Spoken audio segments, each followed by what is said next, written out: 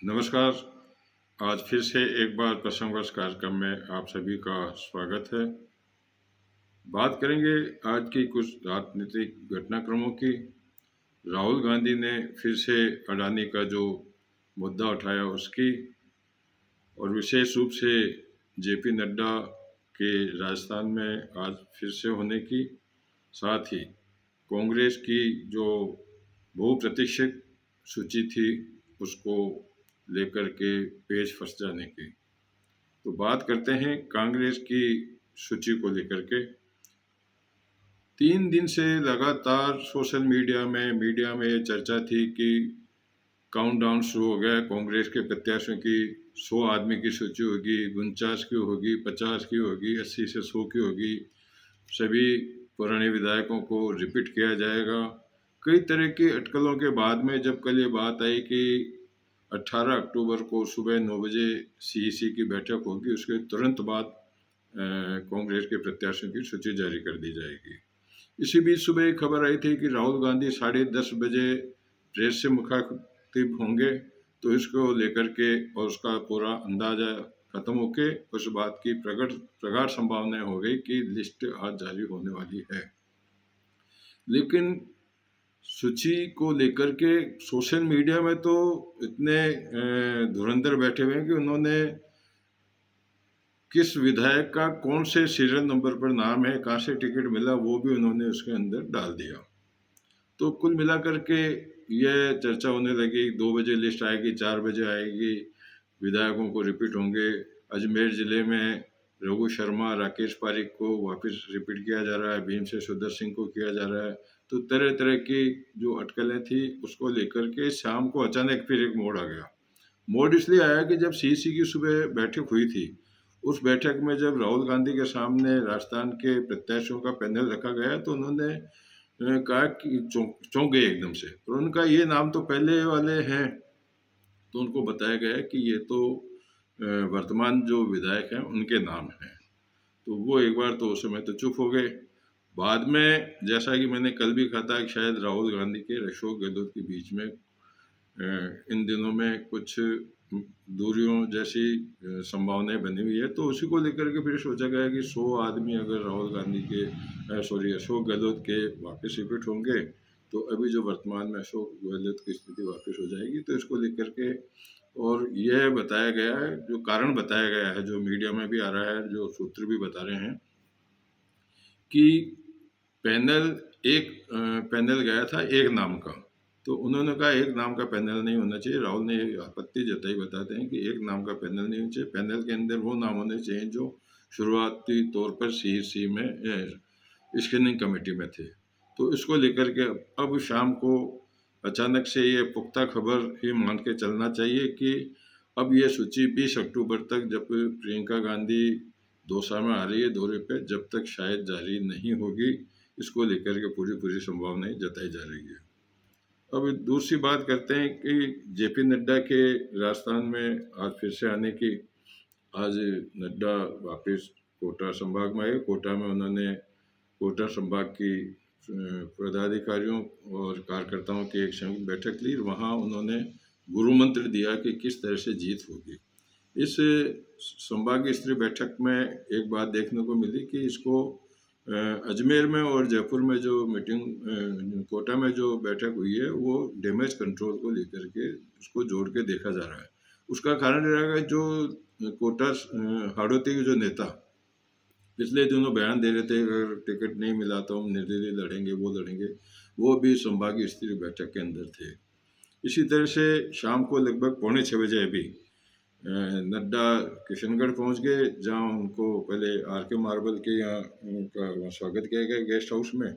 उसके बाद में आर के मार्बल के ऑडिटोरियम में वो चले गए, जहां वो संभागीय स्तरीय बैठक में कार्यकर्ताओं को, पदाधिकारियों को संबोधित करेंगे। उसको लेकर के कयास लगाया जा रहा है कि किशनगढ़ पर ये बैठक अजमेर में भी की जा सकती थी, पहले भी प्रस्तावित हुई थी, लेकिन किशनगढ़ क्यों गई?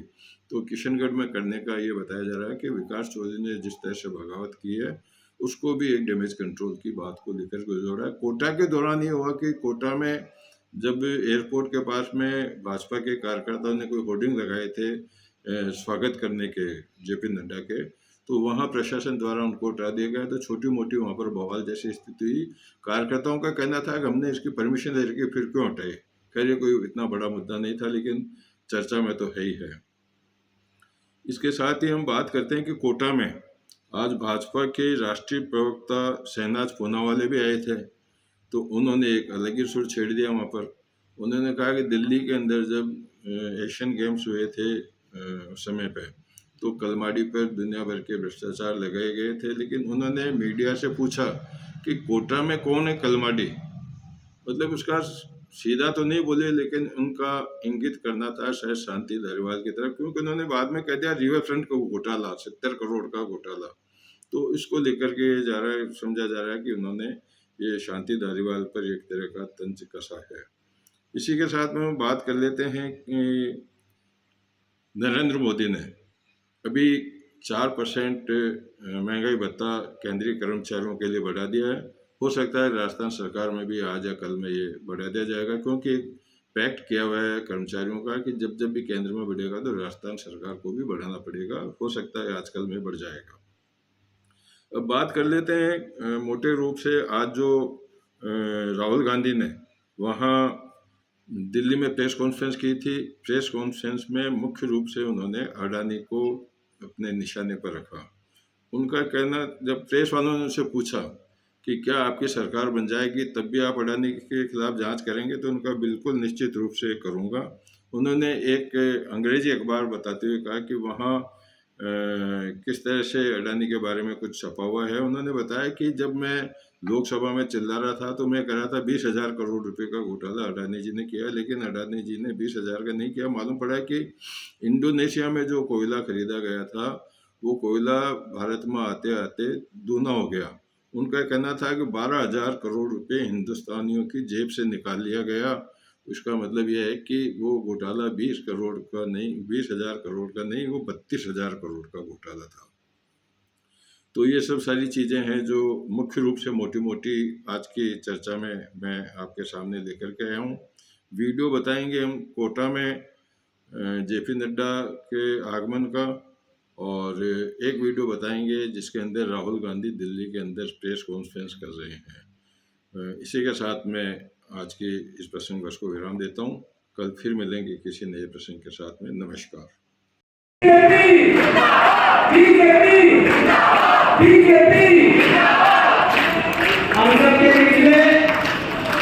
हम सबके मुखिया, पार्टी के राष्ट्रीय अध्यक्ष आदरणीय जेपी नड्डा साहब बुलाए हैं। हम जोरदार कार्यक्रम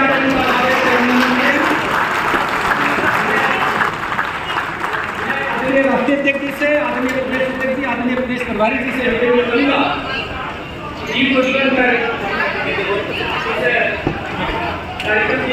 sir back side sir sir भाई कैमरा पीछे रखे ना भाई, कैमरा पीछे।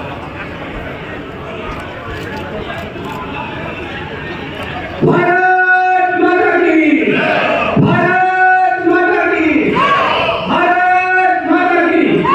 स्वागत है भाई, स्वागत है, स्वागत है भाई, स्वागत है, स्वागत है भाई, स्वागत है। भारत माता की, भारत माता की, भारत माता की। मैं सोशल मीडिया दिन हम लोग सुनते हैं कि कहीं ना कहीं करप्शन का एक नया पैमाना तय किया गया है। यहाँ पर तो लोग कहते हैं कि कोटा का कलमाड़ी कौन है। ये रिवर फ्रंट हमने देखा, टूट फूट गया था, हजारों करोड़ रुपए खर्च हुए थे। तो मेरे मन में दृश्य वही सीडब्ल्यूडी गेम्स वाला है जिसमें 70,000 करोड़ का घोटाला हुआ था। वहाँ पर तो कलमाड़ी कौन था पता है। अब यहाँ पर मैं आया तो यहाँ पर सारे लोग कहने लगे कि यहाँ पर कोटा में भी कलमाड़ी कांग्रेस ने दे रखा। आप लोगों को मैं कहूंगा कि कोटा का कलमाड़ी कौन है, जरा ढूंढिए। 24 का चुनाव बिल्कुल नजदीक है। अगर सरकार बनाने का मौका आपको मिलता है, अडानी तब भी देश में व्यापार करेंगे। क्या राहुल गांधी जांच करवाएंगे अडानी का? बिल्कुल करवाएंगे, क्यों नहीं करवाएंगे, बिल्कुल करवाएंगे। ये 32,000 करोड़ रुपए हिंदुस्तान की जनता से चोरी किया गया है। इशू वो है, और कोई भी 32,000 करोड़ रुपए चोरी करेगा उसकी इंक्वायरी होगी, क्यों नहीं होगी।